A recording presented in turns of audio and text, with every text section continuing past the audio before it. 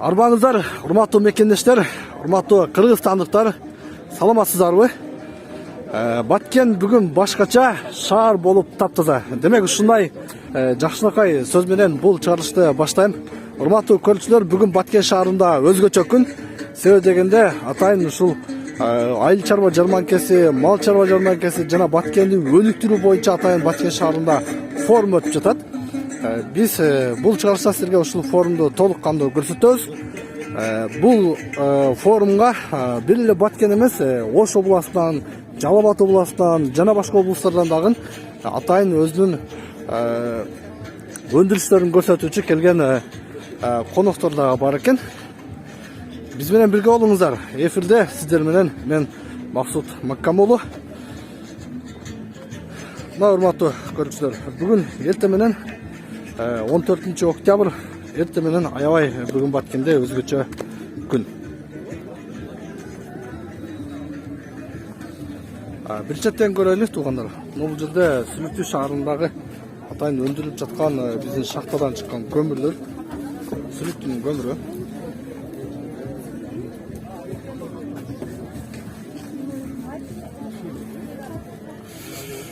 Бул жер, урматтуу көрүүчүлөр, Баткен областынын мамлекеттик администрациясы.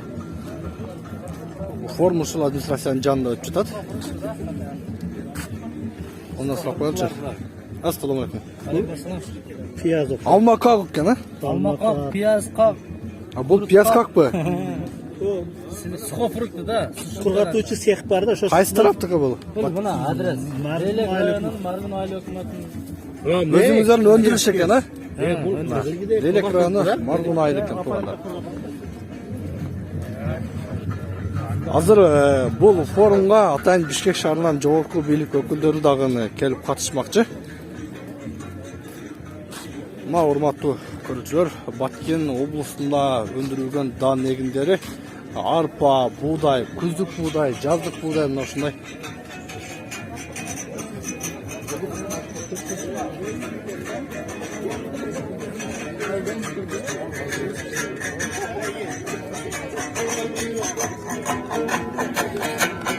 Alan komut menен келишти.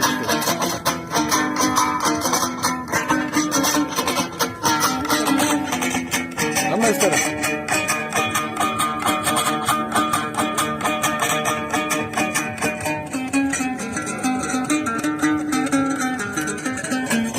Биздин ал элечек кийинген апаларыбыз, аталарыбыз, энелерибиз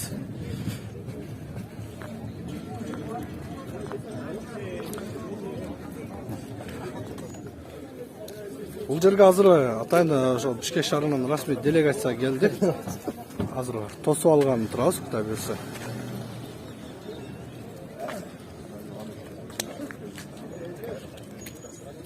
Бете турбаңыздар, бияка өтүңүздөрчү. Бияка өтүңүз.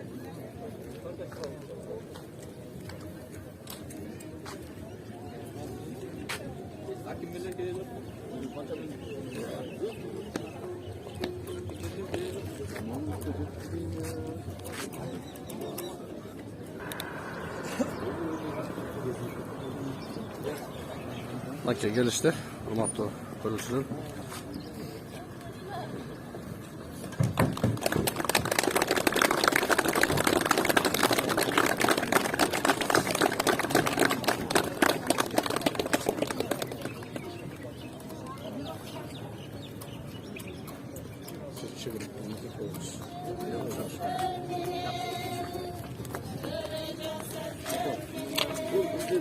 Adamlar bugün bize bayram oldu.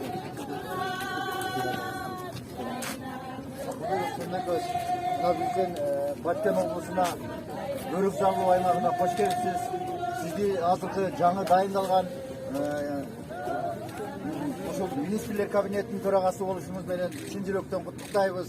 Ушундай бир биздин Баткен облусундагы ушул инвестициялык фонддорго сизди чоң салым кошот деген ишеничтебиз.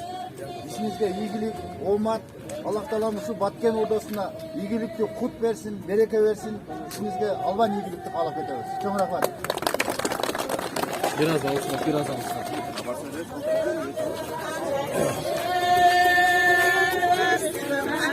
Hurmatlı görüşürüz.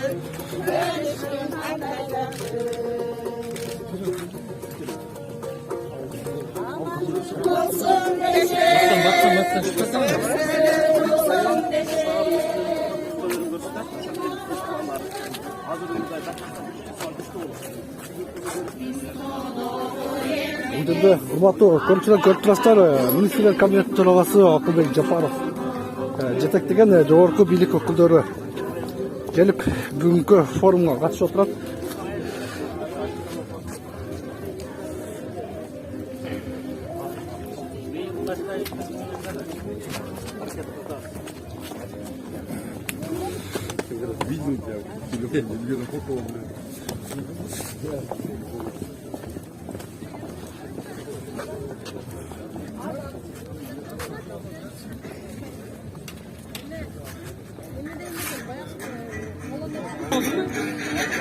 Делегация урматтуу көрүүчүлөр, бийлик өкүлдөрү азыркы учурда мамлекеттик администрация жүргүзүштү.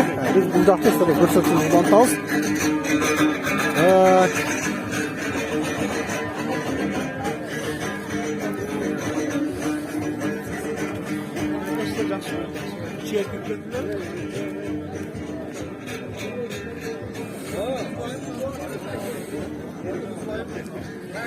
Мынакей туугандар, Баткен жергесинде өндүрүлгөн өндүрүштүн баары ушул форумга келиптир. Бияк кимдер балдар? Бул жер сиздер көрүп турган лейлек килемдери. Мынакей.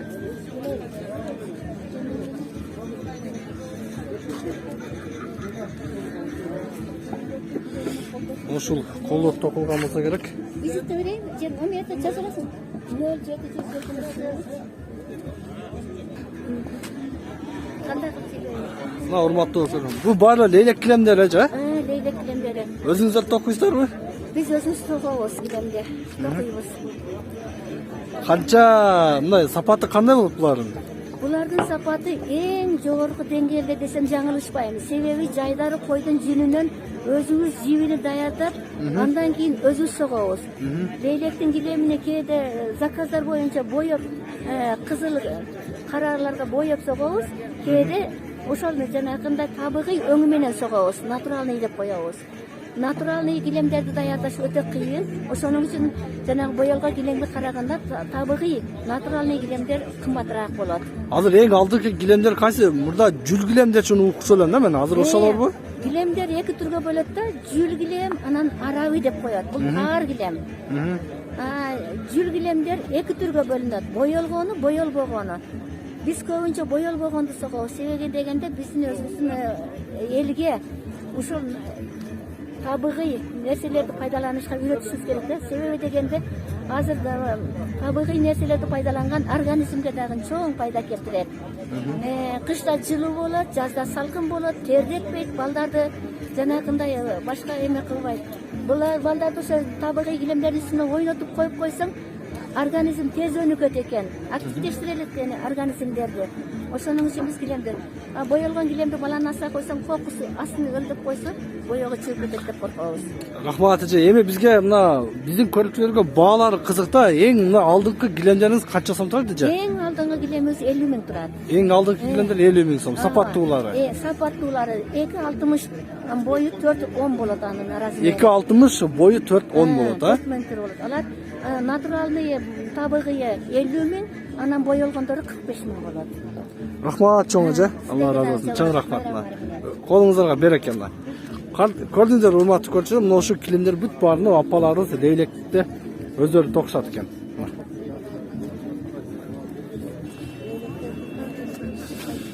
Бул жакта да биздин кесиптештер интервью алып жүрөт. Биз улантабыз.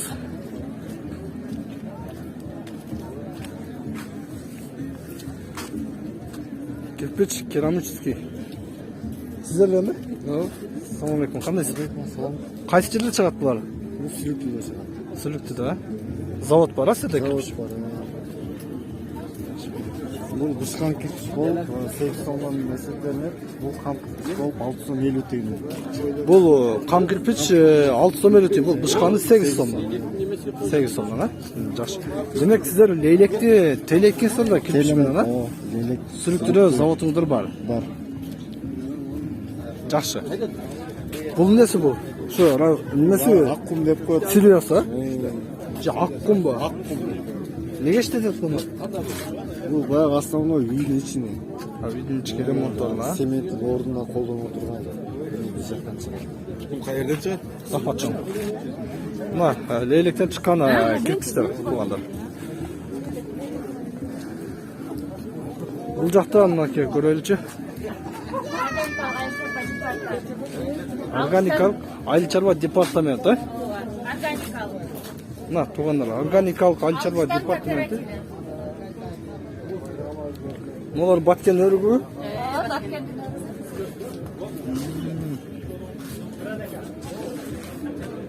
Мынакей туугандар, баткендин сыймыктанчу эң алдыңкы биздин органикалык өрүгү мына ушул. Болсо да неге? Так, монтоз. Токой чарба ишканасы, лескоз экен.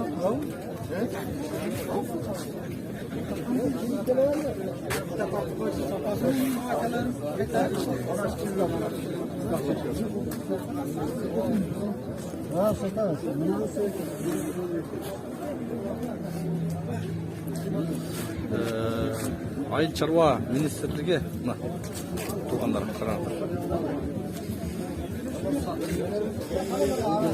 Бүгүн ушул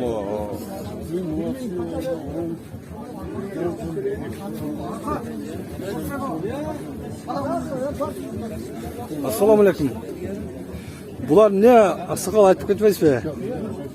Маалымат берип кетпейсизби? Булар эгинге колдоно турганбы? Эгинге, биологический дарыларбы? Гербицид, фунгицид болду. Ооруларына витаминдер. Кайсы мөмө жемиштерге колдонсо болот? Буну основной айдоо тала эгиндерине колдонсоңуз болот. Тала эгиндер. Бактырактарга колдонсоңуз. Жакшы. Мына дары чачатылган аппарат экен, а? Мына бензин менен чөптү дарылаганда колдоно турган аппараттар. Так, туугандар, бул жагында кадастр мамлекеттик ишканасынын жамааты ушул жака алып чыктыр. Оборудованиялары.